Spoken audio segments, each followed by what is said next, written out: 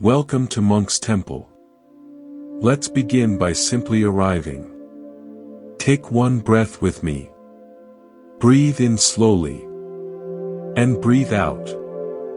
Feel your body right where it is. Notice that you are here, present, aware. That awareness is all we need for today. We live in a culture of accumulation. We measure our worth by what we gather. Bigger houses, impressive titles, deeper knowledge. We are collectors. We collect possessions, experiences, relationships, identities. We arrange them carefully like artifacts in a museum. Look, here is my career. Here are my beliefs. This is what makes me valuable. But there's a problem with this museum of self. It requires constant maintenance. It lives in fear of loss. What if I lose my job? What if this relationship ends? What if my beliefs are proven wrong? Who would I be then? That question is the source of so much anxiety. The more we have to lose, the more we have to fear. This brings us to a beautiful paradox. What if the goal is not to accumulate more, but to have the courage to have less? What if the kingdom of heaven, the lasting peace the Buddha called nirvana, belongs not to the rich in spirit but to the poor? Not materially poor, but poor in a deeper sense. Poor in how we grasp at life. There was a man named Meister Eckhart, a Christian mystic from centuries ago, so attuned to truth that people said, "He is the one from whom God hides nothing." Eckhart offered a map of this poverty. He said there are three ways to be poor in spirit. The first is to desire nothing. The second is to know nothing. The third is to possess nothing. Your mind is probably objecting. If I desire nothing, won't I become lifeless? If I know nothing, won't I be ignorant? If I possess nothing, won't I be destitute? But Eckhart isn't talking about outer circumstances. He's talking about inner orientation. He's describing not a life of lack, but a life of radical freedom. Let's start with the first. To desire nothing. What does desire actually feel like? Bring to mind something you really want. Feel the energy of that wanting in your body. There's a tension, a contraction, a reaching. A sense that something is missing right now and that something in the future will complete you. That's desire. It's the experience of lack dressed up as hope. The Buddha understood this profoundly. He didn't teach that desire is sinful. He taught that desire is suffering. Not because desire is bad, but because its structure guarantees pain. When you desire something you don't have, you experience longing. When you get it, you experience brief relief followed by fading satisfaction and the rise of a new desire. When you don't get it, you experience disappointment. Desire is a hamster wheel. And we keep running, believing that just one more lap will bring peace. I had a friend named Marcus who learned this unexpectedly. Marcus was a corporate climber. He mapped out his entire career by age 25. He desired each promotion with obsessive intensity. And he achieved them all. By 40, he had the corner office, the impressive salary, the respect of his peers. He had everything he ever wanted. Then he called me one night, completely undone. He said, "I got everything. I did everything right. And I feel empty. I spent 20 years climbing a ladder, and now that I'm at the top, I realize the ladder was leaning against the wrong wall." Marcus had discovered the bitter truth of unchecked desire. It's a future-making machine that keeps the present moment forever impoverished. Here's where the Buddhist framework deepens this. The Buddha taught about karma, and most misunderstand it as moral accounting. Do good, get good. Do bad, get bad. On one level, that's true. But the Buddha's deepest teaching is that even good karma can become a chain if driven by desire. Any action performed with a sense of, I am the doer, reinforces the illusion of a separate self. It's like building yourself a golden prison. Beautiful bars, but still a cage. The Buddha spoke of a special karma, the karma that leads to the end of karma. This is action arising not from desire, but from spontaneous fullness. The hand that reaches out to help not because it's calculating spiritual profit, but because that's what hands do when they encounter suffering. No doer behind the action. Just the action itself. This is the poverty of desire. A woman named Priya volunteered at a hospice for over 20 years. Every Tuesday, she sat with the dying. Held their hands. Listened to their stories. She never sought recognition. When someone thanked her profusely, she looked confused. Thank me for what? I'm not doing anything. I just go where I'm supposed to be. Priya had no desire to be a good person. No desire to earn merit. She was just present. Her gift came from emptiness, not from needing to be seen as generous. If this resonates, please subscribe to Monk's Temple. We explore these teachings together every week. Just click below. It means more than you know. After his breakdown, Marcus didn't quit his job. He just started showing up differently. He stopped striving for the next promotion. He started paying attention to moments between goals. Conversations with colleagues. Sunlight through his window. The simple fact of being alive. He didn't stop desiring entirely, but his relationship to desire changed. He saw it clearly. And in seeing it, he was no longer completely controlled by it. He had begun the journey into the first poverty. This is the invitation. Not to eliminate desire by force, but to see it clearly. To investigate how it feels. To notice the story it tells about a better future. And in that seeing, to loosen its grip. The poverty of desire is not a state you achieve. It's a practice you return to, moment by moment. When you practice this, the constant hum of wanting quiets down. In the silence, you discover something you didn't know was there. A peace that doesn't depend on getting what you want. A richness that has nothing to do with accumulation. This is the beginning of the kingdom. But this is only the first door. 2 more await, and they go even deeper. The poverty of knowing and the poverty of possessing will challenge everything you think you are. We'll explore those together soon. For now, just notice your desires today. Not to judge them, but to know them. And in that knowing, find a tiny space of freedom. That space is enough. I'll be here when you're ready to continue. In our first part, we explored the first poverty, to desire nothing. We saw how desire keeps us reaching for a future that never arrives. Now we arrive at the second poverty, and it cuts even deeper. To know nothing. Your mind is already protesting. Of all the poverties, this feels most threatening. Our knowledge is our security. Our beliefs are our anchor. To know nothing sounds like regression, like losing our grip on reality. But Eckhart isn't advocating ignorance. He's pointing to something far more radical.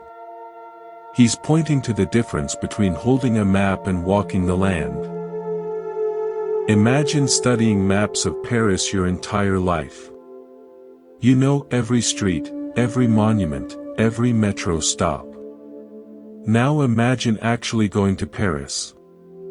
You step out into the city, and the air smells different.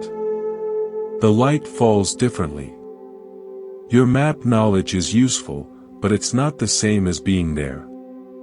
If you're too attached to your maps, you might spend the whole trip checking your phone, never actually experiencing Paris itself. This is our condition with life. We have maps about everything. Maps about who we are. Maps about right and wrong. Maps about God, love, death, meaning. We become so attached to our maps that we forget to experience the living reality they represent. We mistake the menu for the meal. The Buddha spoke to this directly with his teaching on no views. A man once came to Ananda, the Buddha's closest disciple, with metaphysical questions. Is the soul the same as the body? Is the cosmos eternal? Does an enlightened being exist after death? Ananda refused to answer. The man was offended. How could a wise sage not know these things? Ananda replied, the extent to which there are viewpoints, the taking up of views, the obsessions of views, the cause of views, and the uprooting of views, that's what I know. Ananda was saying that wisdom is not about having the correct view. Wisdom is understanding how the mind grasps for certainty and mistakes concepts for reality. I had a teacher named Elena who embodied this. Elena was a theologian who spent decades studying sacred texts. She could quote scripture in 4 languages. Then one day, sitting in her garden watching light move through leaves, all her knowledge fell away. Not forgotten, but seen through. She later said, I spent 50 years collecting answers. Then I discovered the questions themselves were the problem. The moment I stopped knowing, God was just there. Not as a concept, but as this. She gestured at the garden, at her own breathing body. This is the poverty of knowing. It's not about becoming stupid. It's about holding knowledge lightly. Every concept, no matter how sacred, is a finger pointing at the moon, not the moon itself. If you become too attached to the finger, you'll spend your whole life studying fingers and never look at the night sky. Consider a man named David. David was raised in a strict religious tradition. He knew exactly what God wanted. He knew who was saved and who wasn't. Then his daughter came out to him. Everything he knew collided with everything he loved. His knowledge became a source of unbearable conflict. David spent 2 years in that collision. Slowly, painfully, he began letting go. Not of his faith, but of his certainty. He stopped needing answers. He started showing up for his daughter, for his confusion, for the messy reality of love. He told me, I used to think faith meant knowing for sure. Now I think faith means being willing not to know. This is what Eckhart means by being poor in knowing. It's the willingness to not know. The courage to release certainty and remain open to mystery. The Indian mystic Ramakrishna said, a God defined is a God confined. Any definition is a box. The infinite cannot be boxed. The second poverty invites us to take down the boxes. To stop capturing life in concepts. To meet each moment fresh, without the filter of what we think we already know. This doesn't mean abandoning learning. It means holding learning with open hands.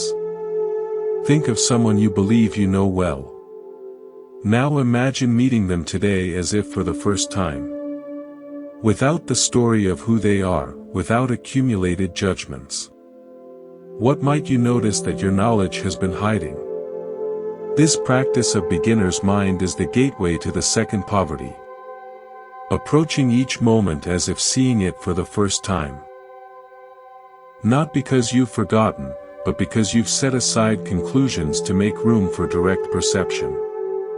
When you practice this, the world becomes fresh again. Colors brighten. Conversations deepen.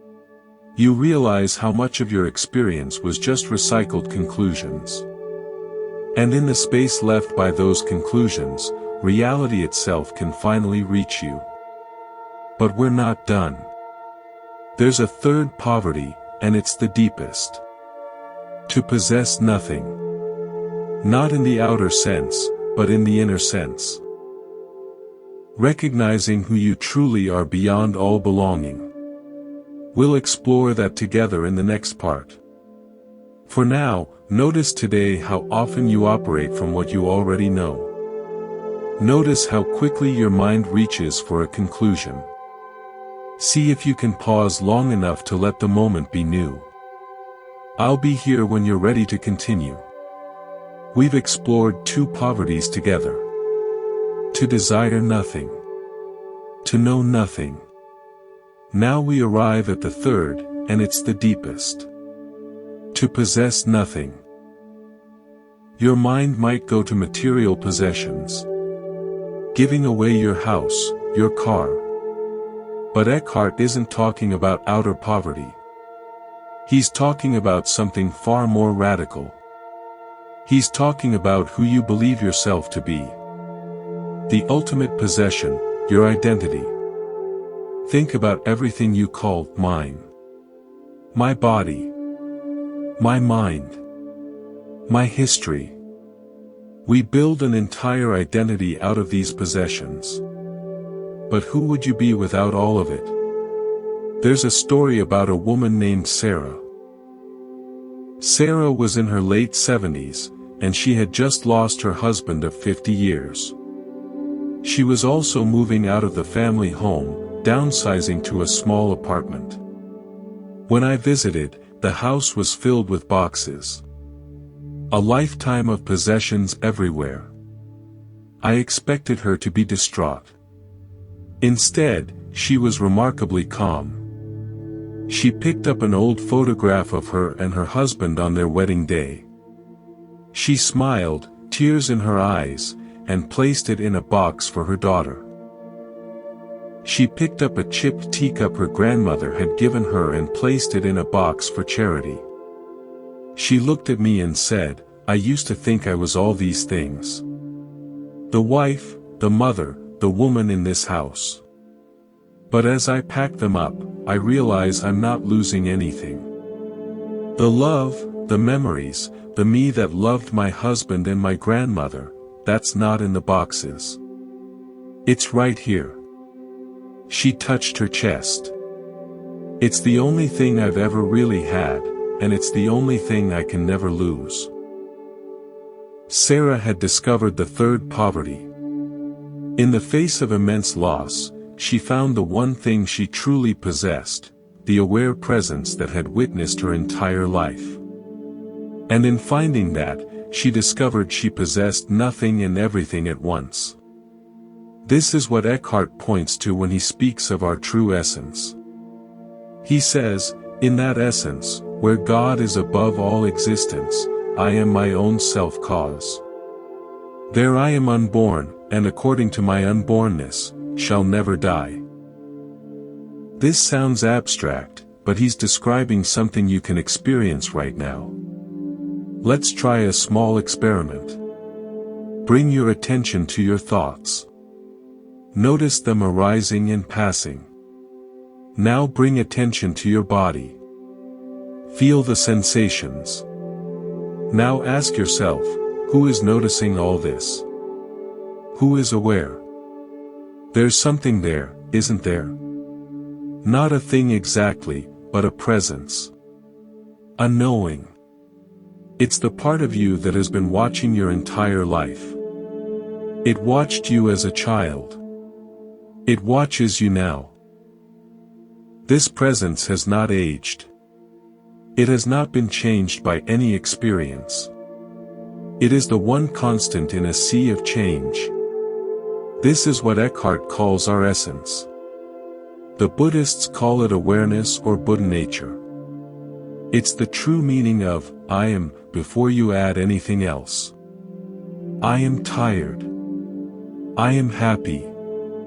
Before all that, just I am. That raw sense of being is what you truly are. Think of a movie playing on a screen. The images constantly change. Characters come and go. Dramas unfold. You, the viewer, might get completely absorbed. But throughout the entire film, what remains constant? The screen itself. The empty, unchanging screen upon which all images appear. The screen is never damaged by explosions. Never made wet by tears. It remains untouched, ever present. We are so identified with the images, our body, our personality, our story, that we've forgotten the screen. Eckhart invites us to turn attention away from the movie and recognize the screen. To recognize that what we truly are is not the changing character, but the eternal awareness in which all of life appears. This is what it means to possess nothing. Not giving away your possessions, but realizing you're not the one who possesses anything in the first place. You're not the body that possesses things. You're not the mind that possesses knowledge. You're the pure, open space of awareness in which body and mind appear. You're the sky, not the weather. This recognition changes everything. Loss of a job no longer feels like loss of self. A harsh word no longer feels like an attack on your being. The fear of death begins to dissolve. How can that which is unborn ever die? How can the screen be destroyed when the movie ends? The body dies, the personality fades, but what you are, the essence, simply is. Unborn, undying, always present. Eckhart is clear about this. He says what we are according to our nature born into the world shall die and turn to nothing. That's the body, the personality, the story. But what we are in our essence, the unborn nature, is eternal. This isn't a belief in personal immortality. It's a direct recognition of what's already true right now. This recognition is the kingdom Jesus spoke of. When he said, "Before Abraham was, I am," he wasn't speaking as the man Jesus born in time. He was speaking as the eternal awareness present before Abraham and present long after. When God told Moses, "I am that I am," he was naming the same essence. Not a being among beings, but being itself. The third poverty is the recognition that you are that. Not that you will become that someday. Not that you have that. But that you are that. The kingdom of heaven is not a place you enter after death. It's what you are right now, obscured by the very things you think you possess. So the invitation is simple. Stop identifying with what you have. Stop identifying with what you know. Stop identifying with what you desire. Just rest as what you are. The aware presence that has been here all along. That presence needs nothing. Knows nothing it can hold. Possesses nothing because it is everything. Thank you for walking this path with me at Monk's Temple. Remember, what you're seeking is what's doing the seeking. Rest in that. Be that. And I'll see you next time. We've walked through 3 poverties together. To desire nothing. To know nothing. To possess nothing. 3 doors into radical freedom. But you might be wondering, how do I actually live this? How do I practice these poverties while stuck in traffic, while working, while raising children, while being completely human? The answer is simple. You practice in small moments. Not by achieving some permanent state, but by returning again and again to what you already are. Let me share a story about Claire. Claire was a nurse in a busy city hospital. 12-hour shifts, endless demands, constant exposure to suffering. She had no time for retreats, no space for lengthy meditation. But she discovered a practice. Every time she washed her hands between patients, those 20 seconds became her monastery. The cool water, the smell of soap, the simple sensation. In those moments, she let go of the last patient and the next patient. She just washed her hands, fully present. 20 seconds of freedom, dozens of times a day. Over years, those seconds accumulated into a lifetime of presence. Claire wasn't renouncing the world. She was finding presence within it. This is the invitation for you. Waiting in line. Sitting at a red light. Brushing your teeth. These are not obstacles to practice. They are practice, disguised as ordinary life. Start with desire. Throughout your day, notice when wanting arises. Wanting traffic to move faster. Wanting your coffee to be hotter. Wanting someone's approval. Wanting discomfort to end. Don't judge the wanting. Don't try to make it go away. Just notice it. Feel its texture in your body. There's a tension, a contraction, a slight gripping. Notice the story that accompanies it. Things should be different than they are right now. Then ask yourself gently, right now, before this desire is fulfilled, is anything actually missing? Beneath the wanting, beneath the story, is there not a simple okayness? Not perfect, not blissful, just a basic, undeniable okayness. This is practicing the poverty of desire. Not eliminating desire, but seeing through it. A man named Daniel practiced this with his morning coffee. Every day, he wanted it perfect. One morning it was too weak. He felt the flash of disappointment. But instead of reacting, he paused. He felt the disappointment in his body. He noticed the story about a ruined morning. Then he asked, right now, is anything actually wrong? The coffee was weak. That was just a fact. The suffering came from wanting it different. In that moment, something released. He drank the weak coffee, and it was fine. Not ideal, but fine. And fine was enough. Now practice with knowing. This one is subtle but powerful. Notice how quickly your mind labels everything. Good driver, bad driver. Interesting conversation, boring conversation. Right view, wrong view. Friend, enemy. We live in a world of labels, then react to the labels rather than reality. See if you can pause between the experience and the label. Just for a moment, let things be what they are without naming them. Look at a tree without saying, tree, in your mind. Just see its color, its shape, its movement. Listen to a sound without calling it traffic or bird. Just hear the raw vibration. This loosens the grip of concepts. It opens space for direct perception. This is the poverty of knowing. A friend named Roberto was a political journalist.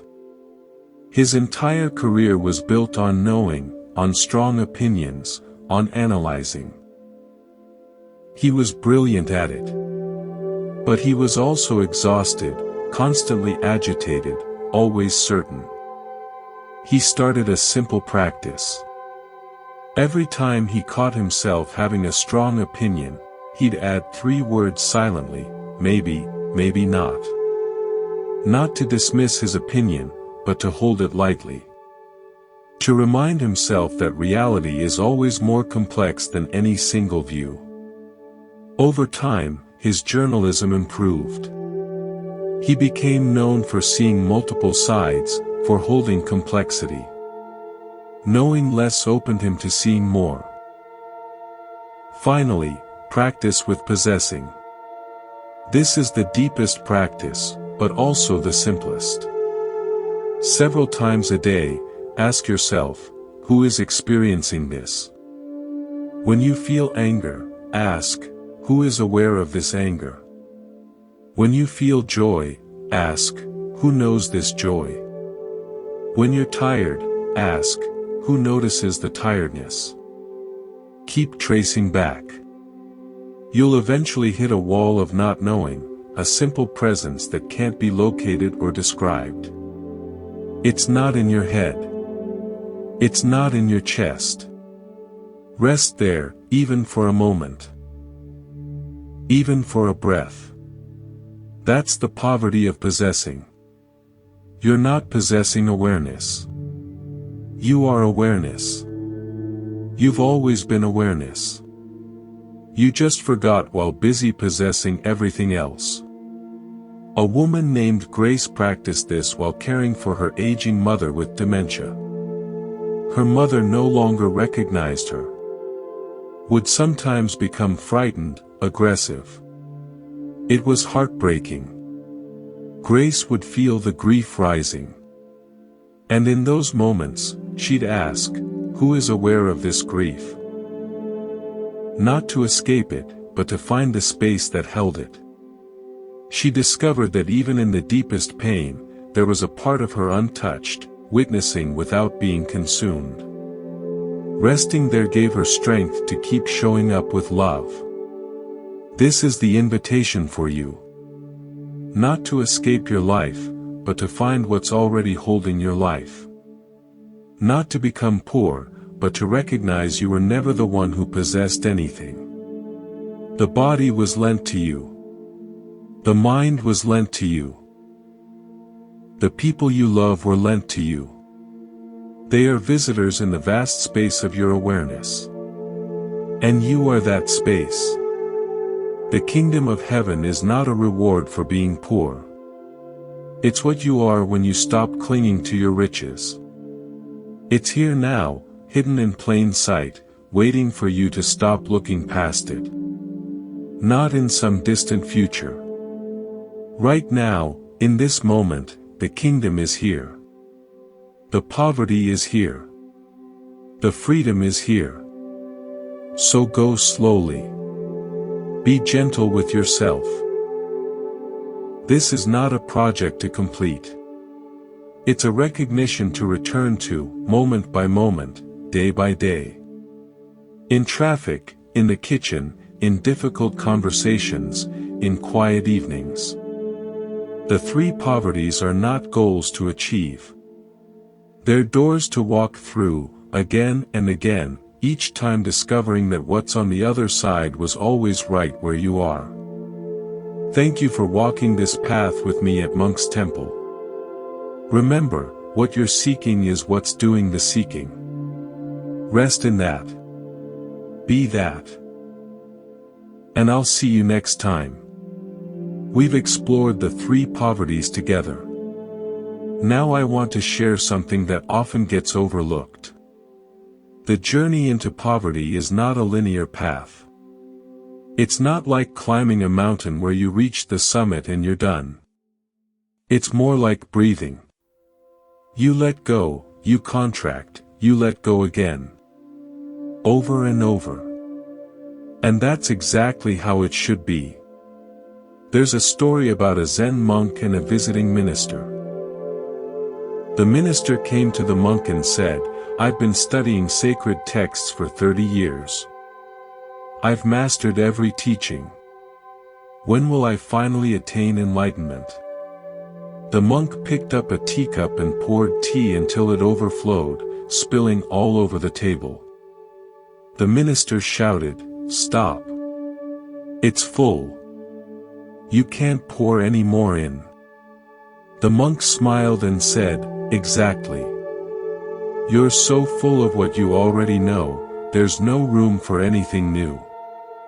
This is the challenge for all of us. We come to the spiritual path already full. Full of desires, full of knowledge, full of identity. And the path isn't about adding more. It's about creating space. It's about emptying out so something genuine can arise. I think of a musician named James. James was classically trained, technically brilliant. He could play anything perfectly.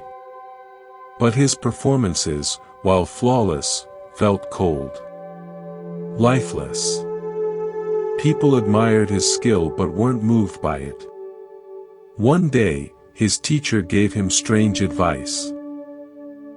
For the next month, don't practice. Just listen. Listen to rain. Listen to conversations. Listen to silence.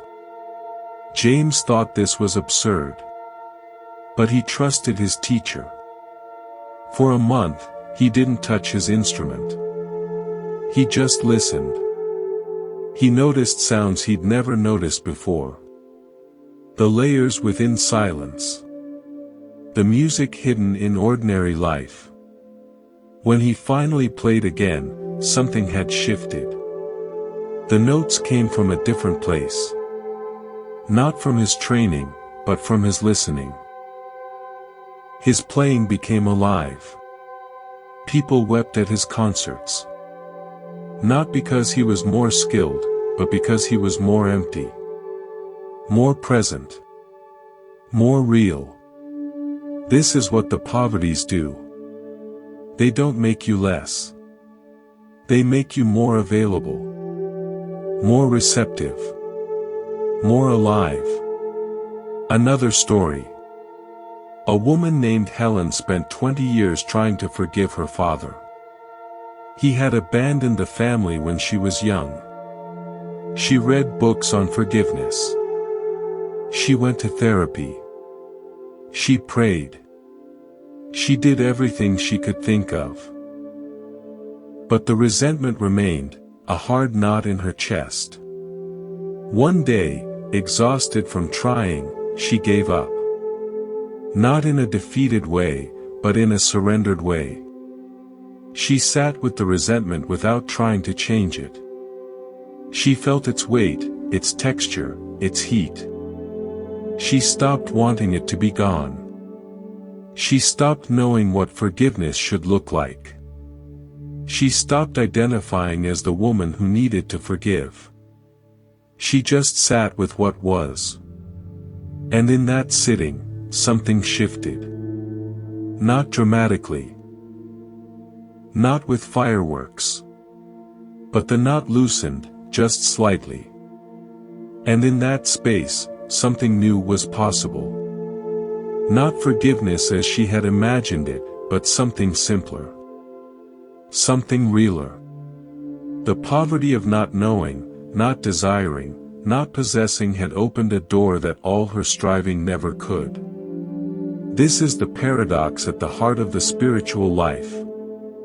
You cannot become what you already are. You can only stop covering it up. You cannot attain what has never been absent. You can only stop looking past it. The three poverties are not accomplishments. They're removals. Like wiping dust from a mirror. The mirror doesn't become reflective. It always was. The dust just obscured it. Your desires, your fixed knowledge, your attachment to identity, these are the dust. And the path is simply the gentle, patient work of wiping it away. But here's the important part. You don't have to do it all at once. You don't have to be perfect. You just have to be willing. Willing to notice when you're grasping. Willing to pause. Willing to ask, who is this grasping one, really? A final thought. There's a line from the Tao Te Ching that captures this perfectly. One who seeks knowledge learns something new every day. One who seeks the Tao unlearns something new every day. Less and less remains until you arrive at non-action. When you arrive at non-action, nothing will be left undone. This is your invitation. Not to learn more, but to unlearn. Not to accumulate, but to release. Not to become someone new, but to discover who you've always been. The kingdom of heaven is not a place you enter. It's what you are when the dust settles. It's here now, waiting for you to stop looking past it. Not in some future moment. Right here. In this breath. In this listening. In this simple, ordinary, extraordinary presence. Thank you for walking this path with me at Monk's Temple. Remember, what you're seeking is what's doing the seeking. Rest in that. Be that. And I'll see you next time. We've traveled far together through these poverties. But before we close, I want to address something essential. The fear that arises when you consider letting go. Because make no mistake, this path will trigger fear. The ego, that collection of desires, knowledge, and identities you've built over a lifetime, does not want to be poor. It wants to be rich. It wants to be secure. It wants to survive. And yet, there's something in you that already knows. Something that recognizes these teachings not as new information, but as remembering. As coming home. That something is what the mystics call the true self. The witness. The awareness that has been watching your entire life, untouched by all of it. I think of a man named William. William was a successful architect. He had designed buildings across the country. His name was known. His reputation was solid. And then, in his 50s, he lost his ability to work. A neurological condition made it impossible to draw, to visualize spaces, to do the work he loved. He lost his identity. He lost his purpose. He lost himself, or so he thought. For 2 years, he was deeply depressed. He mourned the architect he had been. He clung to the memory of his accomplishments. He desired desperately to return to who he was. He knew himself only as that man, that career, that identity. And then, slowly, something shifted. Not because he found a new career or a new purpose.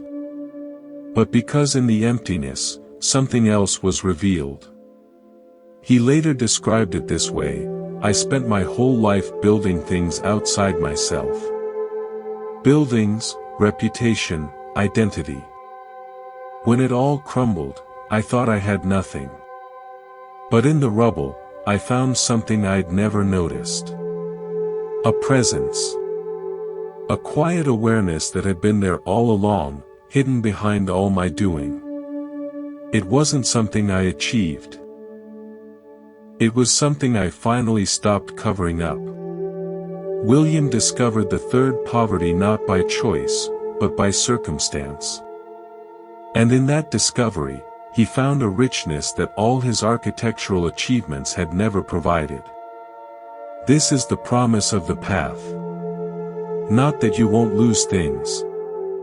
You will. Everyone does. Bodies age. Relationships end. Reputations fade. Identities crumble. The question is not whether you'll experience loss. The question is what you'll discover on the other side of it.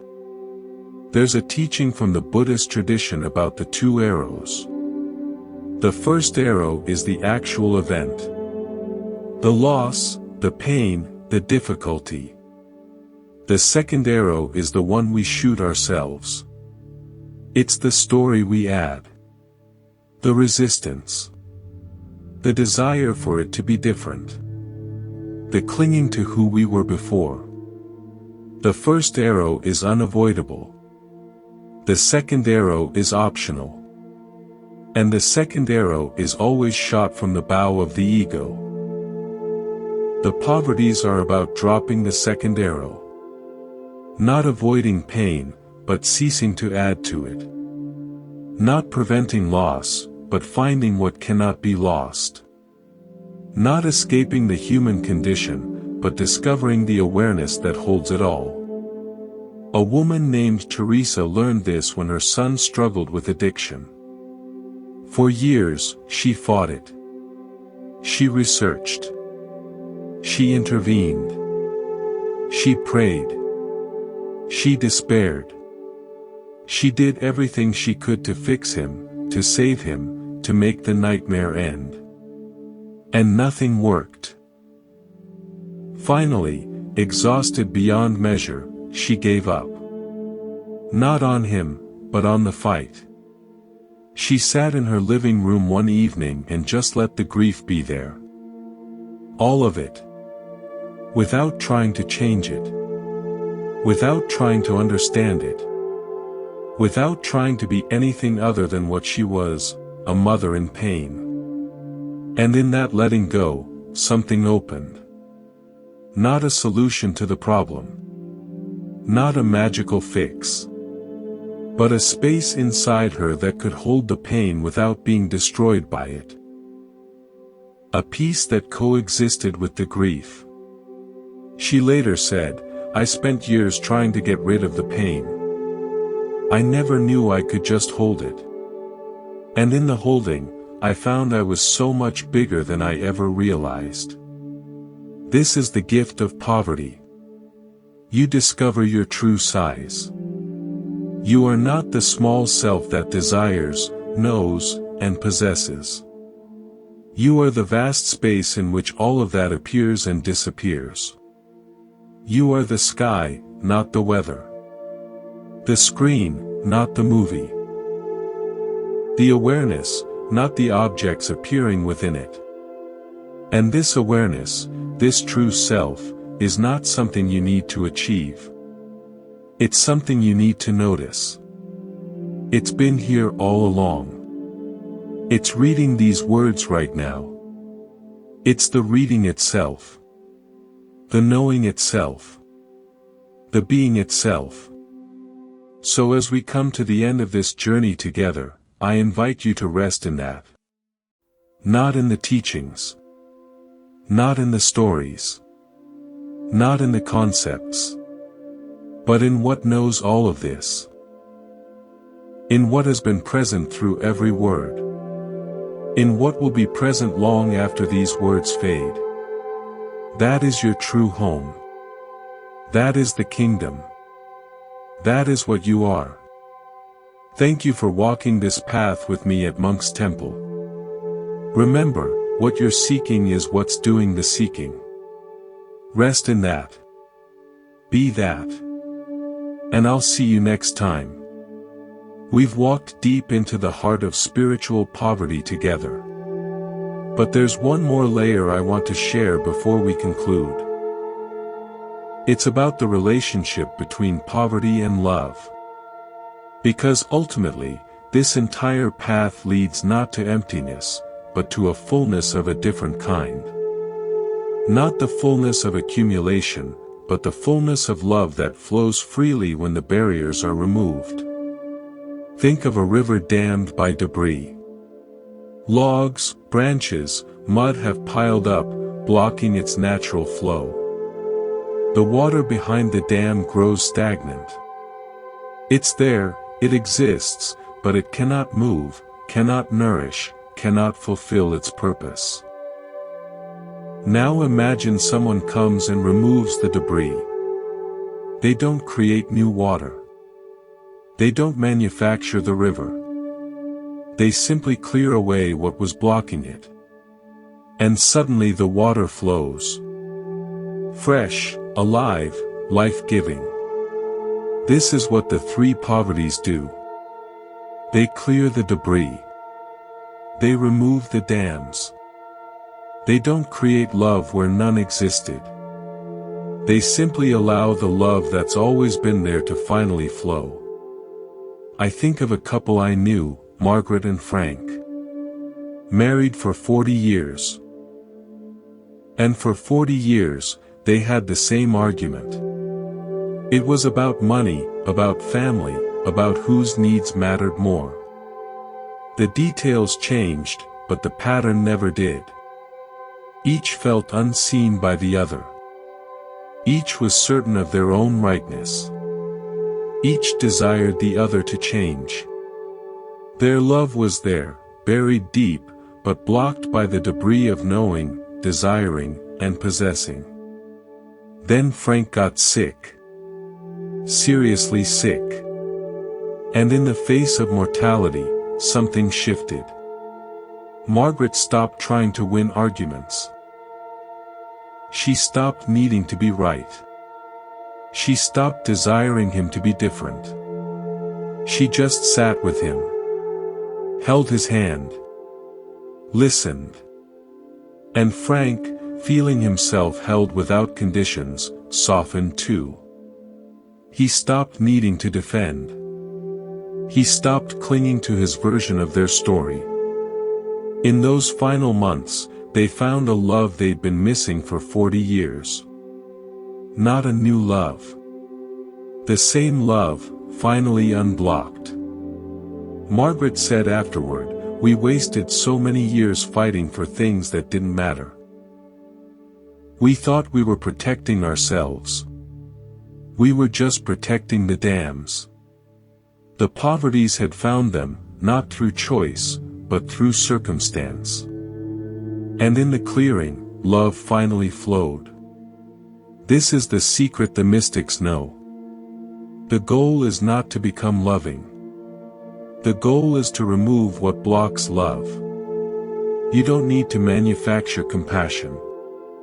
You need to uncover the compassion that's already your nature. You don't need to become generous. You need to let go of what makes you clutch and hoard. There's a story from the Desert Fathers, early Christian monks who went into the Egyptian desert to find God. A young monk came to an elder and asked, "How can I learn to love?" The elder said nothing. He just picked up a bucket of water and poured it into the sand. The water disappeared instantly. He did it again. Same result. The young monk was confused. Finally the elder spoke. "The sand is so full of itself, there's no room for water. Be empty like a cup, not full like sand. Then love will fill you naturally. This is the work. Not becoming, but unbecoming. Not filling, but emptying. Not learning to love, but removing what prevents love from flowing through you. Think of someone in your life who is difficult to love. Notice what blocks you. Is it a desire for them to be different? Is it a story you hold about who they are? Is it an attachment to your own rightness, your own identity as the wounded one, the righteous one, the one who's been wronged? These are the dams. These are the debris. And they can be cleared. Not by force, but by gentle attention. By seeing them clearly. By holding them in awareness without acting from them. A practice. Next time you're with someone and feel that familiar contraction, that old pattern rising, pause. Just for a breath. Don't act. Don't react. Feel what's happening in your body. Notice the story your mind is telling. And then ask silently, what would it feel like to set this down? Just for this moment. Just for this breath. Not forever. Just now. What would it feel like to be poor in this interaction? To desire nothing from this person. To know nothing fixed about them. To possess no identity that needs protecting. Try it. Even once. You might feel a small opening. A tiny space where something new could enter. That space is love's doorway.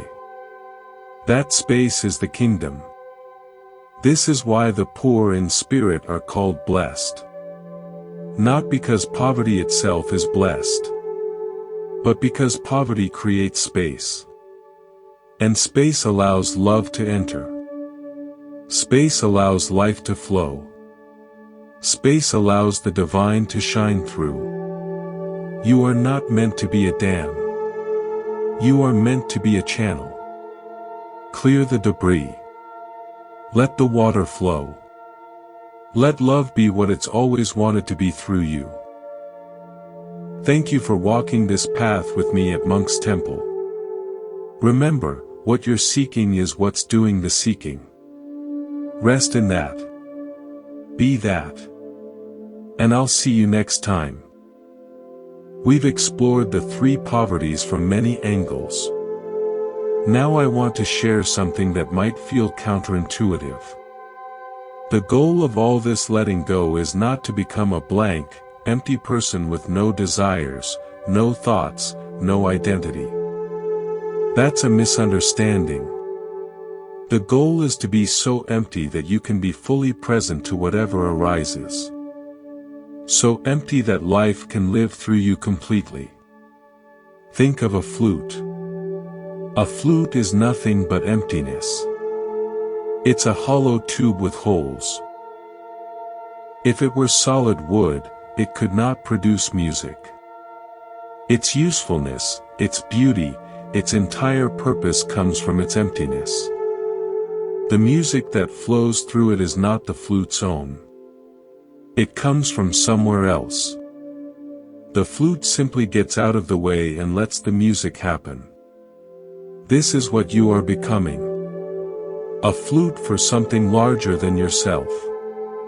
Not erased, not annihilated, but transparent. Available.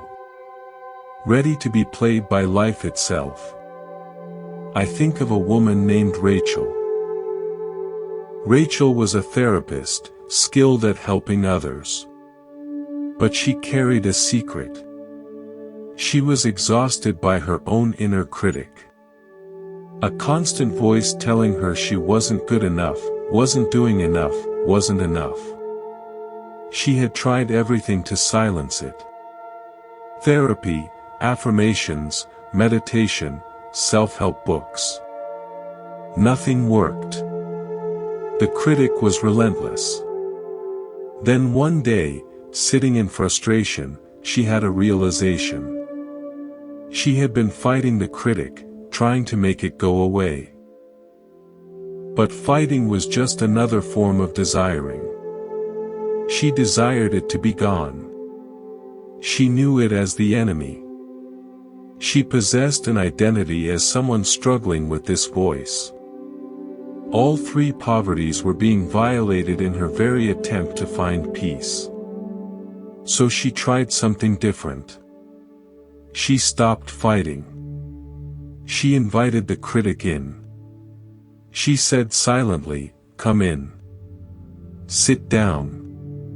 Have some tea. Tell me what you need to say." And then she just listened. Without defense. Without trying to change anything. And as she listened, something shifted. The critic softened. Lost its power. Not because she defeated it, but because she stopped resisting it. The emptiness of non-resistance created space for something new. Compassion arose. Not for others this time, but for herself. For the part of her that had been trying so hard, for so long. Rachel discovered that the poverties are not about getting rid of parts of yourself.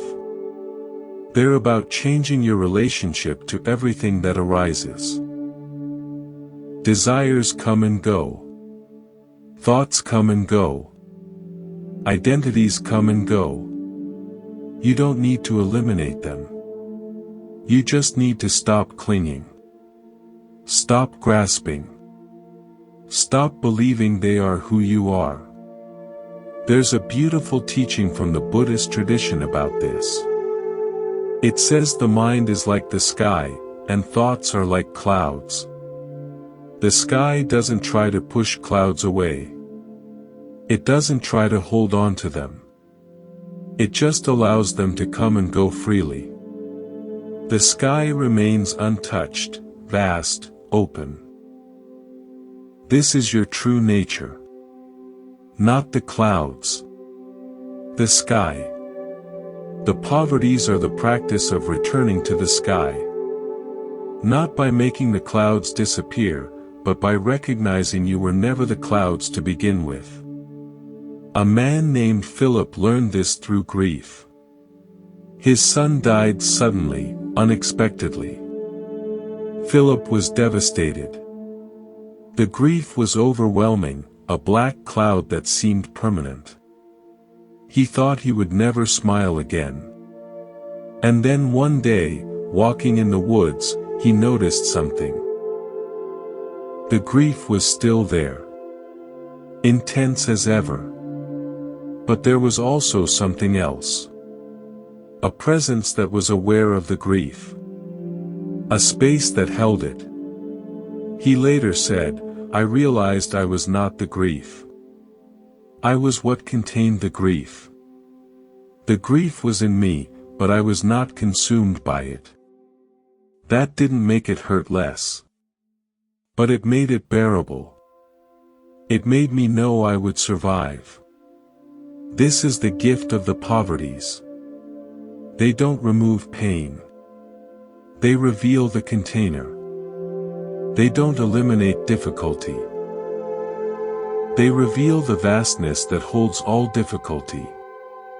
They don't make you invulnerable. They make you aware of what has always been invulnerable within you. So as we near the end of our time together, I invite you to consider. What would it mean to live from this place? Not from the small self with its endless desires, its fixed knowledge, its fragile identity. But from the vast awareness that holds it all. What would change? What would become possible? What might you be able to hold that feels unholdable now? The answer is unique for each person. But the invitation is universal. Return to the sky. Rest as the sky. Let the clouds come and go as they will. Thank you for walking this path with me at Monk's Temple. Remember, what you're seeking is what's doing the seeking. Rest in that. Be that. And I'll see you next time. We've journeyed far together through the three poverties. To desire nothing.